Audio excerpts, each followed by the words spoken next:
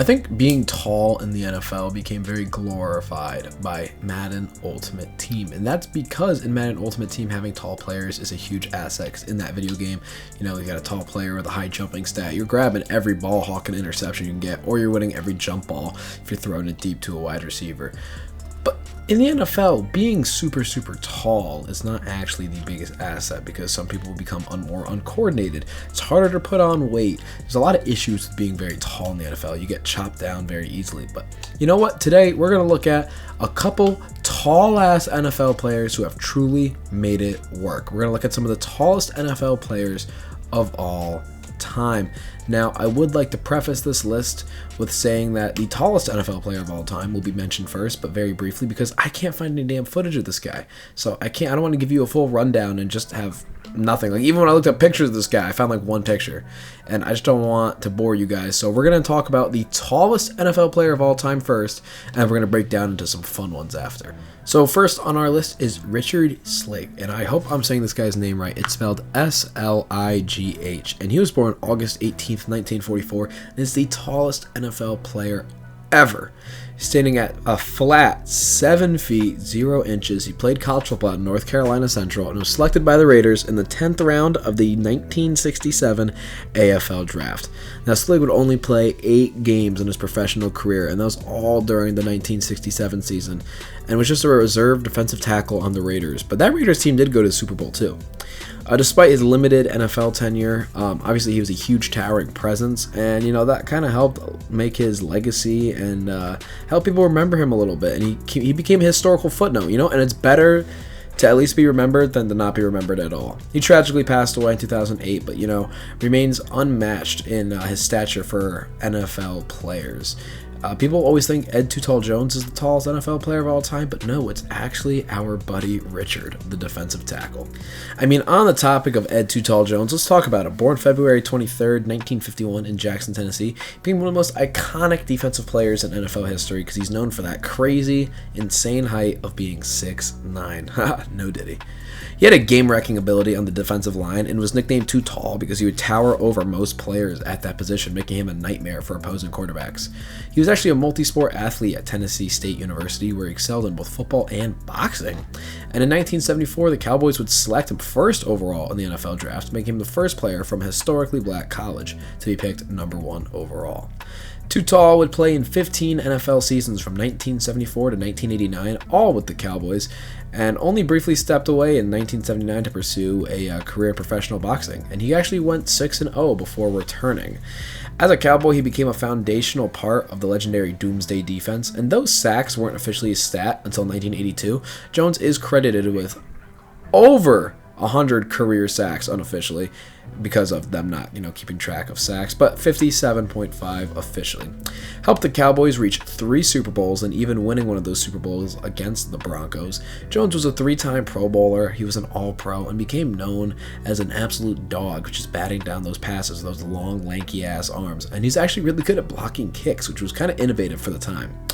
Off the field, Jones was a larger-than-life figure and helped pioneer the crossover between sports and media. He was making TV appearances and starring in commercials.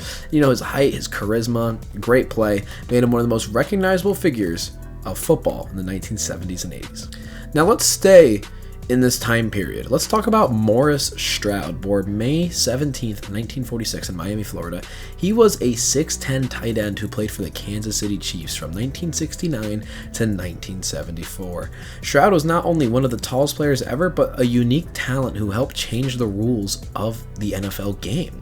Stroud would play college basketball at Clark Atlanta University, a small HBCU, and was recruited to play football despite minimal experience, solely just due to his big-ass size and athleticism. He was drafted in the 3rd round by the Chiefs in 1969, and was an unconventional pick for the time.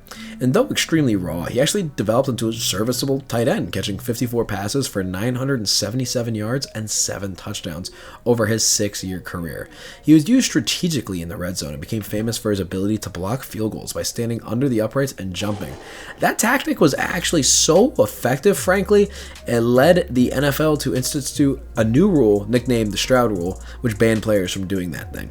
Stroud was a Super Bowl champion with the Chiefs, and he was backing up legendary tight end Fred Arbanas.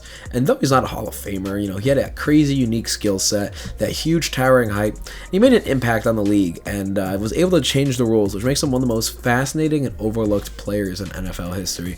I think it's really cool to have a rule changed after you, but also still be a contributor. It's not like the guy did nothing, scoring a bunch of touchdowns, getting a lot of catches, especially for that time period and as a backup tight end. I think Morris Stroud is very forgotten and not talked about when we talk about big giant NFL players, and I do definitely think that this guy needs a little bit more love, because also he's the only skill player on this list. Only player going out there and catching passes and running routes and stuff, and doing that at his great size. Honestly, that's an athletic specimen right there. That brother was a demon. Finally, guys, now let's get modern. Let's talk about Dan Skipper. Born September 20th, 1994 in Arvada, Colorado. He is a 6'10", 320-pound offensive lineman.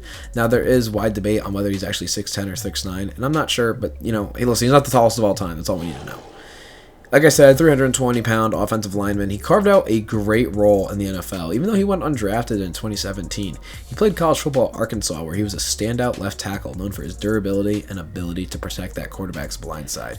Really solid career over there in college, but he went undrafted because of medical concerns, including a blood condition detected at the NFL Combine.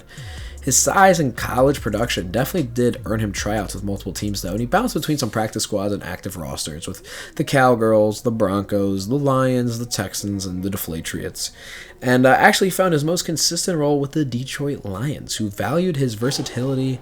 And though he's mostly used as a backup, Skipper actually did make his first career start in 2022. He became a fan favorite due to his emotional post-game interviews and underdog status. Now, the irony of him being an underdog as a 6'10", 320-pound man is frankly hilarious, and I absolutely love this. Often he'll actually play guard despite his tackle size and showcasing that adaptability and toughness. Dan Skipper is actually like a really solid player for these Lions because of the fact that he can play nearly anywhere on the line, but then the fact that they can also use him in like these trick play scenarios where he's catching passes makes him actually really useful, frankly. Though he was never a Pro Bowl or a long-term starter, Skipper's performance and persistence has allowed him to stay in the league for a lot longer than many would have assumed, being an undrafted rookie. He is now one of the tallest and most resilient linemen in league history. I think that's definitely a fair assessment to say.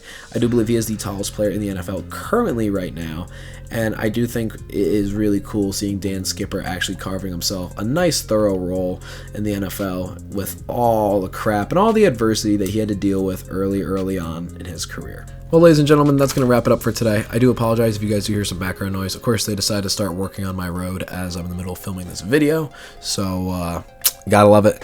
But, ladies and gentlemen, make sure you like, subscribe. We are so close to 1,000 subscribers, about 20 away right now, so let's go smash that. Let's hit that 1,000 subscribers, and then we can throw a fucking party. Comment down below if you'd want to see something cool for like a 1,000 subscriber special. I'm not really sure what I would do for a 1,000 subscriber special, but can do something cool. Can definitely do something cool. Madden's coming out soon. I'm gonna try to make some Madden content. I do have to upgrade my PC first, so it's gonna be more talking about Madden, and then hopefully I can do some like playing Madden content. Because I know I'm just a bundle of love, and I'm just such a lovely little boy and personality. Everybody wants to just hear Gabe yap. That's a joke, by the way.